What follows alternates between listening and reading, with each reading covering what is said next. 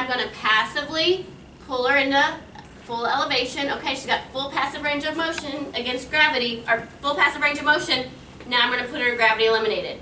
Lay on down for me. Perfect. All right, so now here we go. Now I'm going to ask her, and I'm probably going to push her down there. Okay, can you bring your shoulder all the way up to my hand? Shrug it out for me. Oh, perfect. So she's got full range of motion and gravity eliminated. So I'm going to apply minimal resistance, and she held it. Good. 2+. So if there's no motion occurring and gravity eliminated, then I'm going to palpate for trace motion at her levator or upper trap. And if I feel a trace motion, that's going to be her 1. If I don't feel anything, she has a 0. Okay, that's elevation. The book also shows you laying on your stomach, but because most of our patients cannot do that, you won't get it wrong if you put us on our stomach, but you can also test this laying on the back like Courtney showed. All right. So scapular depression, everyone think about it. So if I'm standing here and I depress, everyone that got that wrong on your quiz, what am I doing here? What position am I depressing here? Where's gravity? Assisting. So how would I go against gravity with depression? Hang from the ceiling? Right? So most of our patients, we can't even get them from supine to prone very easily, let alone have them stand on their heads, right? So with this, we don't have a gravity against gravity position.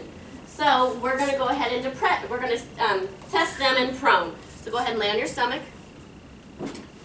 So Cindy would be really mean if she gave you this one on your test, right? Because you're going to be like, oh my gosh, what's the against gravity position? All right, so you are going to lay all the way flat with your hands down at your sides. Good. And you're going to say, people don't know how to depress, you're going to say, can you bring your fingertips, can you have your hand touch my hand? And they're going to try to depress, okay? So what you're going to do to apply resistance is that you're going to really cut. With her, it's really easy. You see how her scapula is winging a little bit here? You need to do some protraction. You need some greatest punches. I'm joking, but serious. So I'm going to get that inferior angle, really cup it, and I'm really trying to, okay, don't let me pull you out. And I'm going to try to push her out of depression, pushing her towards elevation. And she's depressing to keep me from moving her scapula. So I think, what's the best number that your book says you can get? I don't know. So that one's just a little funky one because there's no position. The thing is that even though you're testing it in a gravity eliminated position, you can still get a 5 if you can tolerate maximal resistance.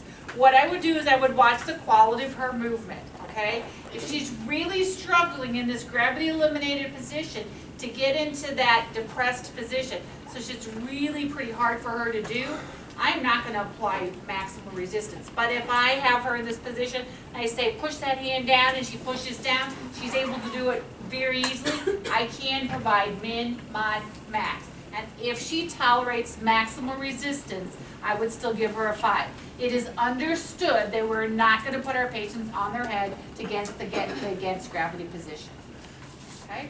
And then if you're not seeing her depress at all, and if no depression's occurring, you're really going to palpate to that lat or that lower trap to see if those fibers are, if you get trace motion.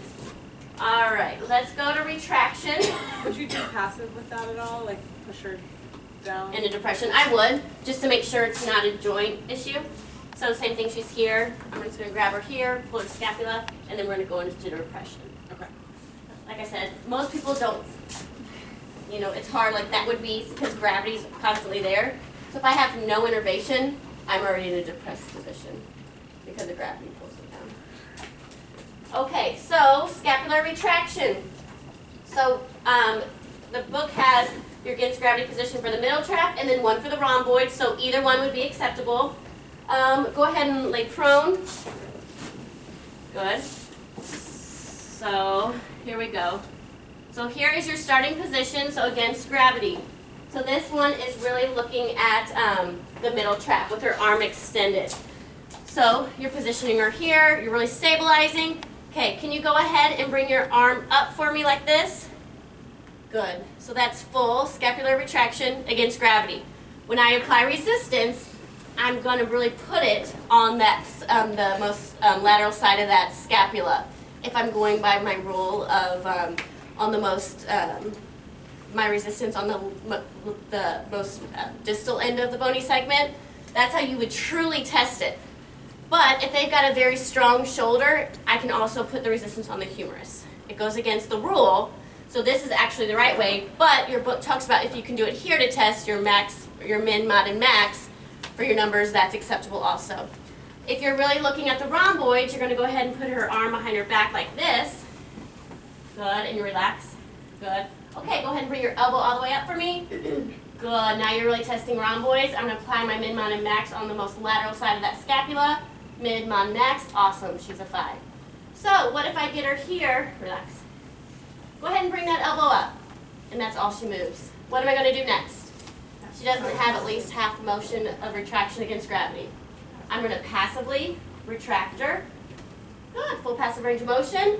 Sit on up. So you can see how most of our patients, unless they're very, orthopedic, very specific injuries, it's going to be really hard to muscle test these. So in all reality, you're probably not going to muscle test these as much whenever you're looking at your broad patient. So in a gravity eliminated position, go ahead and retract back for me. Pull your shoulders all the way back. Here we go. This is how the book has it. So here we go with our middle trap. Okay, go ahead and pull your elbow all the way back for me. Good, really squeezing back there. So there's my gravity eliminated position. I'm going to apply resistance on that lateral scapula. They've got good shoulder integrity on that humerus for min resistance and gravity eliminated position. So there's your retraction, muscle testing. Okay, protraction, like I said, here we go. Serratus anterior. No one should get this one wrong because we talked about it so much in test. Against gravity position. You're going to lay on your back. Good. So now our serratus anterior really has to overcome gravity to get motion, right? To get that protraction. So how we're going to test that is our elbow is going to be bent. Here's our serratus anterior. Go ahead and bring your elbow up to my hand.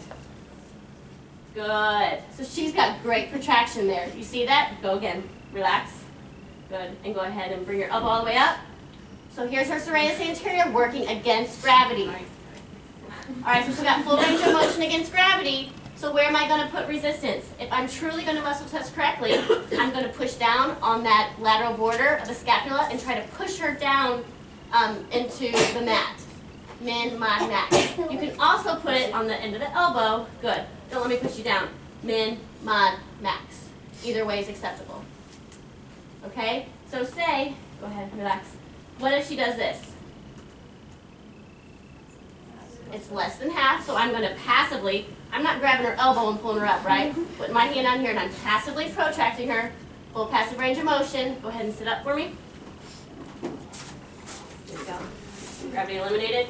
So you're in this position here. Is the arm bent to the book? No. Extended. All right, extended. Good. I'm going to stabilize at the elbow, right? Because if she's got that weak of serratus, her arms, it's going to be hard for her to hold her arm up. So I'm going to really position her here. Go ahead and reach your fingertips all the way out to me. Good. So that's gravity eliminated protraction. Once again, min resistance on that lateral border. Oh, she can't tolerate it. What is that? She can't tolerate min resistance, but has full range of motion and gravity eliminated. Good. All right, and then trace motion. Where do I palpate my serratus anterior? Find that inferior angle, and you're going to go in just a little bit right there, and that would be, it's a little bit, you're probably ticklish, a little bit uncomfortable. There's my serratus anterior for that trace motion. Okay? Do we want to go through the rest of it? Let's do 10 minutes on that, and then we'll come and do the ones on the shoulder. Okay, so let's break up and do those.